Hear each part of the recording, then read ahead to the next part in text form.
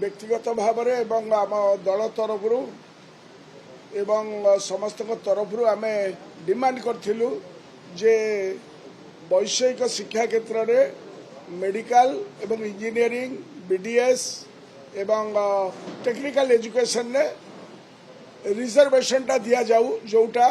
0% अच्छी ओडिशा रे किंतु गत 2 दिन तले जो कैबिनेट निष्पत्ति निगला एवं प्रेस विज्ञप्ति जोटा देले सरकार ओडिशा राज्य कैबिनेट उच्च शिक्षा रे संरक्षण व्यवस्था लगी एक गुरुत्वपूर्ण प्रस्ताव को अनुमोदन करी आरक्षण नीति अनुसार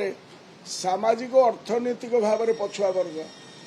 ये अर्थनैतिक शब्दटी आसला कौटू मोर प्रश्न जे कैबिनेट रे जो माने अछती एवं ये सरकार रे जो माने अछती